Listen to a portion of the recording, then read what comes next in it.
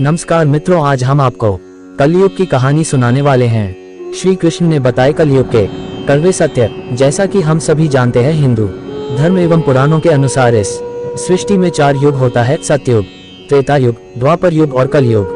3 युग अभी तक बीत चुके हैं और ये अभी कलयुग चल रहा है। हर एक युग के अंत में भगवान किसी न किसी रूप में, किसी युग में कौन से भगवान अवतार हुए, हमें बातें पृथ्वीलोक पर अवतरित हो मानव जाति का कल्याण करते हैं। सतयुग में भगवान नरसिंह, वराह, वामन के रूप में और त्रेतायुग में भगवान राम के रूप में और द्वापर युग में भगवान कृष्ण के रूप में अवतरित होकर मानव जाति के उद्धार के लिए पृथ्वी लोक से समस्त पापियों एवं असुरों का विनाश करके पुनः धर्म की स्थापना करके मानव जाति को धर्म की राह पर चलने का ज्ञान दिए थे। हर एक युग में भगवान किसी न किसी रूप में अवतरित होते हैं। ठीक उसी प्रकार कलयुग के अंत में भी भगवान का अवतरित होने का पुराणों में वर्णन मिलता है। लेकिन इससे पहले कलयुग के बारे में जान लेते हैं कि कलयुग को कैसा युग कहा गया है पुराणों एवं धर्मों ग्रंथों में। तो चलिए जानते हैं कलयुग के 5 कड़वी सच्चाई। द्वापर युग के अंत में जब पांडव महाभारत का युद्ध जीतने के बाद एक दिन उसके मन में आने वाले युग कलयुग के बारे में जानने की इच्छा हुई कि आने वाले कलयुग में मानव कैसा होगा और उसका आचरण और व्यवहार किस प्रकार का होगा। तब वे सभी पांडव एक दिन भगवान श्री कृष्ण के पास जा पहुंचे और बोले, हे प्रभु, द्वापर का अंत चल रहा है और इसके बाद कलयुग आने वाला है और हमारे मन में आने वाला कलयुग के बारे में जानने की इच्छा हो रही है। तो हम सब पे कृपा करके बताइए कि आने वाला युग मानव जाति के लिए कैसा रहेगा और इस युग में मानवों का आचरण कैसा होगा। तब भगवान श्री कृष्ण ने 5 पांडवों को अलग अलग दिशाओं में जाने को कहा। तब श्री कृष्ण की बात सुनकर 5 पांडवों अलग अलग दिशा में भ्रमण के लिए चले गए। युधिष्ठिर का दिशा भ्रमण।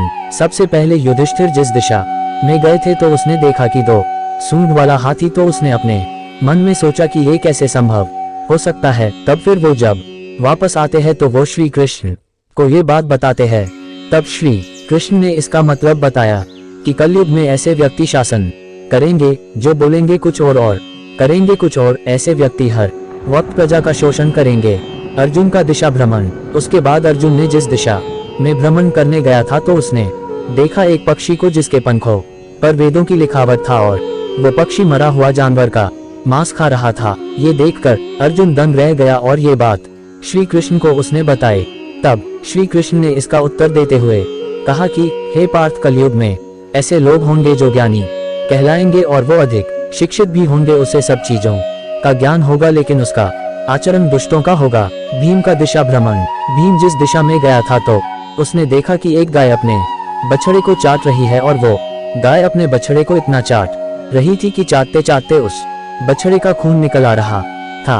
तब ये बात श्री कृष्ण को बताई और श्री कृष्ण ने इसका उत्तर देते हुए कहा कि कलयुग में माता पिता अपने संतानों के लिए इतने आसक्त हो जाएंगे कि उसके संतान का विकास ही रुक जाएगा और अपने संतानों को परिवार के मोह माया जाल में बांध कर रखने लग जाएगा, जिससे उसके संतानों को किसी भी चीज में सफलता नहीं मिलेगी।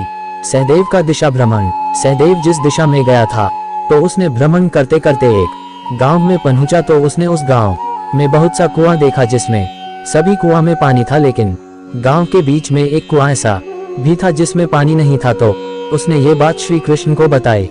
तब श्री कृष्ण ने इसका उत्तर देते हुए कहा कि कलयुग में ऐसे भी लोग होंगे जो उत्सव समारोह जैसी चीजों पर लोग अधिक धन खर्च करेंगे। यहाँ तक कि लोग अपने शौक के लिए मदिरा, मांस इत्यादि सेवन करने के लिए लोग अधिक से अधिक धन व्यर्थ कर देंगे। परंतु यदि कोई असहाय, जरूरतमंद, दान, पुण्य इत्यादि कर्मों में मदद करने और अपना धन देने में संकोच करेंगे। नकुल का दिशा भ्रमण। नकुल जिस दिशा में गया था तो वह उस दिशा में एक जंगल में देखा कि एक बहुत बड़ा पत्थर का चट्टान तेजी सभी पेड़ पौधे रौंदते हुए ढलान की तरफ आ रहा है और वो चट्टान आते आते एक छोटे से पेड़ में टकरा कर रुक जाता है। तो वो देखकर हैरान हो गया और वो ये बात श्री कृष्ण को बताते हैं।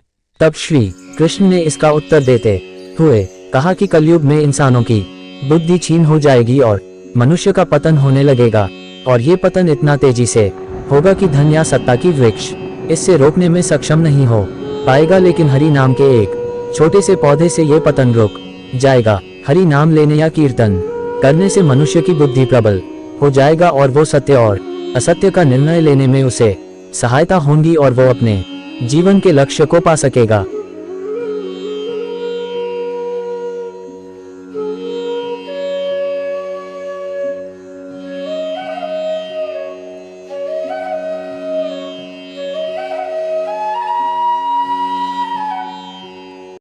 लाइक एंड सब्सक्राइब और शेयर करें ज्ञान चर्चा YouTube channel. Thank you for watching video.